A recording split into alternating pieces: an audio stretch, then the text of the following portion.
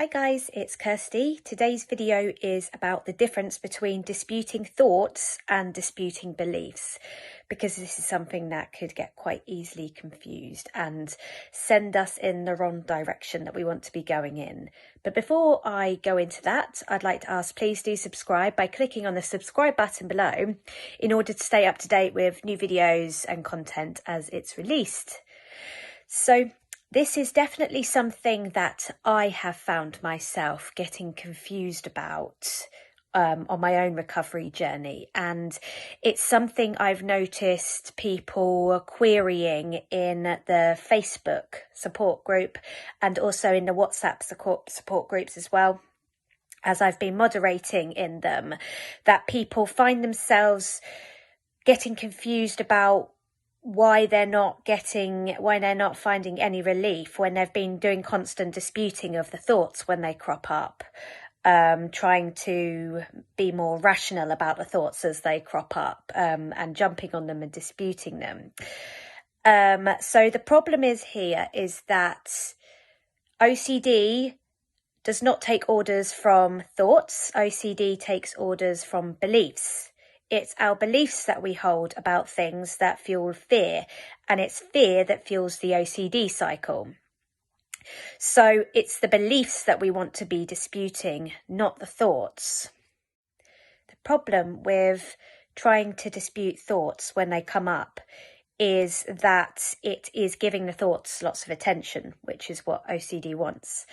So we're shining a light on the thoughts as soon as they crop up, and we're trying to be more rational about them, and we're reacting to these thoughts with effort. And the whole thing that keeps the thoughts cropping back and feeling more and more real is the effort that we use to try and get rid of them and try and make them go away. And if you think about it, even if we have the intention of trying to accept the thoughts and and try and be more rational about them, if we're giving them all that attention as soon as they come in and we're trying to be more rational about them in order to make them go away, then we are in turn kind of putting up a resistance still to them. We're taking action in the moment when the obsessions crop up to make them go away or to reduce our distress. And this is it's telling our brain that the thoughts are dangerous still potentially, and it's giving the thoughts lots of attention. So it's potentially just adding to the cycle. So we don't want to be disputing thoughts when they crop up. Where we can, we want to be able just to allow the thoughts to be there, even if it's really, really uncomfortable. In fact, if it's really uncomfortable, then good, because we have an opportunity there to show our brain that we're willing to be uncomfortable. So what we want to be doing, though, is looking at the thought and, the theme or whatever, and looking at the meaning. What does that mean to us? What is so awful about that thought? Why have I been, until this point, putting up so much resistance? So this is where we want to kind of work out what our kind of core fear is, or as the case most often is, core fears. You might find that there's a couple of fears that are fueling this OCD cycle. We're terrified of something, and that is why we are putting up resistance to the thoughts. That's why we're doing compulsions, and that's why the theme or thoughts have become latched on, because we're terrified. And the reason why we're terrified of this thought or theme or whatever the worst case scenario might be, is because we hold irrational beliefs about it. So once we've worked backwards, depending on what our theme is or the thoughts that are latching on, worked out, what is it that we're really afraid of here? What is the true worst case scenario, and what does that mean to me? So we've got our worst case scenario.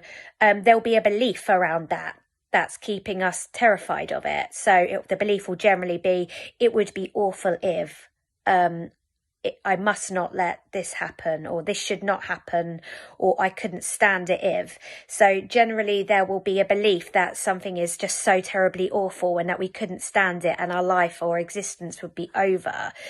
And because we hold this irrational belief about this worst case scenario, we have been doing everything in our power to try and stop this worst case scenario from happening in the form of compulsions. And our brain sees this as being very dangerous and potentially likely because we've been doing compulsions, and that's what's keeping us locked in this loop. So our belief that we hold about its worst case scenario, that is the thing that we want to be targeting in regards to disputing. We want to turn our belief about the worst case scenario from an irrational belief, I couldn't stand it if, like, demands that we might be making, that things must not happen a certain way and that we absolutely couldn't possibly stand it and it would be completely written off as a human being. All of these very strong, extreme, very rigid beliefs, we would like to aim to turn them into a more rational belief that doesn't trigger such a high fear response. So we want to change these very rigid beliefs into more flexible beliefs. So it doesn't mean that we are okay with the worst case scenario happening or coming true, or that we want it to happen or come true, but we want to change that extreme fear into, a concern. I strongly don't want this to happen, but I could stand it if it did. If, the very small possibility that this might happen, I could stand it. It wouldn't be as awful as I once made it out. It would be bad. And I don't want it to happen, and I will aim for it not to happen, but I could stand it. So then we are better able to accept the uncertainty when the thoughts crop up, and we're better able to leave the thoughts there, or feelings or urges or whatever the sensation might be, whatever the experience might be that makes us uncomfortable. Once we've changed the belief into something more rational, and it's a preference that this thing doesn't happen rather than a demand it must not happen, we're better able to not react with such extreme fear and follow up with compulsions. Because the disputing of the irrational beliefs takes time, we have to accept that this will not be an instant process. It will take as long as it takes. But we need to be consistent with our disputing. So myself and some of the other moderators or other people that have made videos for the OCD Recovery UK channel might have, made suggestions about how to go about the disputing in terms of when to do it. So generally, I would suggest doing it once or twice a day, maybe for 20 minutes, depending on where you are at your recovery. You could do 20 minutes twice a day if you're quite early on in your recovery, set times, and you spend that time disputing. But in between that time, you don't want to be disputing. I would recommend just trying not to engage with the thoughts, feelings, urges, sensations as little as possible, and use your set disputing time as your time where you really challenge the belief. You're not challenging the thought, I will reiterate that. You're challenging the belief, because if you're challenging the thought, you're moving more into, I think, what's known as thought restructuring, which is a part of, CBT, and people would sometimes challenge the validity of their thoughts. But for those of us with OCD, this can become very compulsive, and OCD will come up with all sorts of other, but what if this? Have you considered this? So just to show you what challenging thoughts might look like for somebody with OCD, and this is just one exception of... This is one example of my notebooks at the time. This is how it can look if you have OCD and you're challenging your thoughts. So this became compulsive for me, and it wasn't particularly helpful because my OCD, I could come up with an argument basically for anything, anytime I disproved a thought. I won't go any further. I'll just say down rabbit holes, basically. So it's about you're working on changing your belief into something more rational. You're trying to be a bit more flexible.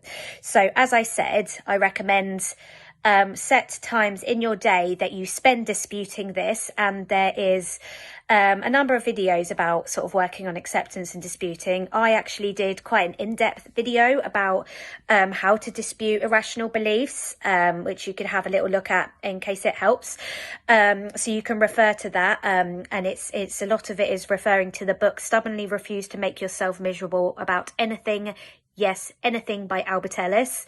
He talks in depth about challenging the irrational beliefs that we hold in order to reduce our emotional emotional disturbance. So you're changing your fear into concern, and you're changing depression into sadness, etc. So we're changing, you know, these emotions that are kind of healthier. So we're working towards having you know, healthy emotions about things, rather than you know, extreme fear and anxiety, essentially emotions that hold us back, you know, from that where we want to be in life. So in our case, it's, you know, a big one is anxiety, and it causes us to do the compulsions, which is obviously keeping our OCD locked on. So yes, so to reiterate this, we are challenging beliefs, not thoughts. Challenging thoughts is giving them too much attention in the moment and can help fuel the OCD cycle rather than take fuel away from it. And we are looking at the thought to work out, you know, whatever the theme might be. We want to work backwards. Why is it so bad? You know, what's so bad about this? And then what if this, you know, keep working backwards until you come up with your worst case scenario, what it means. Why is this so bad for you? And then you can start to work out your irrational belief that is fueling your fear around this worst case scenario, which, as I said, generally is some kind of awfulizing. It would be awful if, I couldn't stand it if, my whole life is over. You know, there'll be a lot of black and white thinking around this as well. It will be very rigid.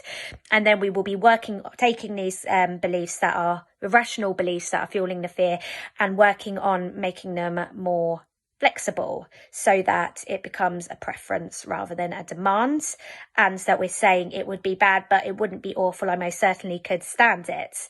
And as I said, you can refer to other videos on this channel for more guidance with disputing.